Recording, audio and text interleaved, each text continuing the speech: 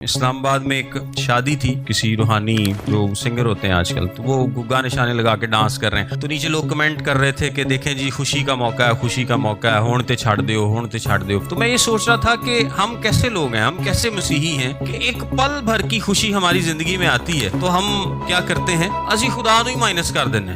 خدا نے ہماری خوشی کی خاطر نہ صرف اپنے بیٹے کو قربان کیا بلکہ اپنے روح کو بھیجا جو قبر تک ہمیں گائیڈ کرتا ہے۔ خدا کی سب سے بڑی خوشی کیا ہے جب گنہگار کیا ہوتا ہے، نجات پاتا ہے۔ آپ جب توبہ کرتے ہیں باپ بہت خوش ہوتا ہے، اس لیے کہ اس نے اپنے بیٹے کی قربانی آپ کے لیے دی تھی، اور بیٹے کی قربانی آپ کے لیے دینے کا مطلب یہ ہے کہ آپ نجات پائیں۔ اور جب آپ کے پاس موقع آئے تو تسی نکیاں خوشیاں لی، اور نکیاں خوشیاں میں اس لیے کہہ رہا ہوں کہ مہدی ہے نا تو کی 2-3 گھنٹے چ مکی جانی، کی خیال ہے؟ تسی بھی پھر ہوتے تو باقی سارے بھی ہوتے۔ چھوٹی چھوٹی پل بھر کی خوشیوں میں ہم سب سے پہلے کس کو مائنس کرتے ہیں؟ خدا کو مائنس کرتے ہیں۔ اگر ہم خدا کی حضوری میں گانے لگا کے ڈانس نہیں کر سکتے تو اس کا مطلب ہے کہ یہ کام باپ کو پسند نہیں ہے، اور آپ کو بھی پتا ہے کہ یہ کام باپ کو پسند نہیں ہے۔ تسی کہتے یار 2 گھٹ لا لیے، پی لیے، ڈانس کر لیے، یہ کہا خوشیاں نے نا، خوشیاں منانیاں نے، اب بڑے دن تو ویکھنا سائیاں نہ ہونا کی اگے جا کے۔ تو آپ اپنی خوشیوں میں باپ کو ہی مائنس کر دیتے ہیں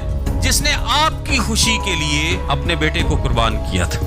یہ کون سی خوشی، یہ کیسی خوشی ہے، یہ کیسی محبت ہے، یہ کیسے مسیحی لوگ ہیں کہ ایک چھوٹا سا مجھے موقع ملا ہے کہ جی میں خوش ہو سکوں جسمانی طور پہ، اور سب سے پہلا کام میں کیا کروں کہ میں باپ نو ہی سائڈ تے کردا، صرف یہ سوچ کے کہ لے ہوں سارا ویلے پادری بنے رہیے، دعائی کرتے رہیے۔ یہ بہت غلط ہے، دس از سم تھنگ ویری رانگ۔ ایسا نہیں ہو سکتا کہ جس نے میری خوشی کے لیے اپنے بیٹے کی قربانی دی ہو، جب میں کسی بھی گل تے خوش ہوں میں سارا نہ پہلا انہوں سائڈ تے کراں، اور پھر جدوں میں ناچ نوچ ٹپ کے پھر اپنی ہوش چ واپس آواں تے پھر دعا کرن بہ جاواں کہ چلو وہ تے خوشی سی۔ تو اگر میری خوشی میں خدا ہی نہیں ہے تو وہ کون سی خوشی ہے؟ اگر آپ کے گھر میں کوئی فنکشن ہے اور آپ کا باپ ہی اس فنکشن میں نہیں ہے تو کون سا فنکشن ہے؟ جسمانی باپ نہیں ہے تو آپ کو فنکشن کر سکتے ہیں؟ سوال ہی پیدا نہیں ہوتا۔ زندہ ہے صحیح، آپ اس کی موجودگی کے بغیر کوئی فنکشن نہیں کر سکتے، تو روحانی باپ کی موجودگی کے بغیر کیسے فنکشن کر سکتے ہیں؟ اور آپ کیسے سوچ سکتے ہیں کہ آپ الٹے سیدھے گانوں پہ ڈانس کریں گے، ناچیں گے، کودیں گے اور آپ کا باپ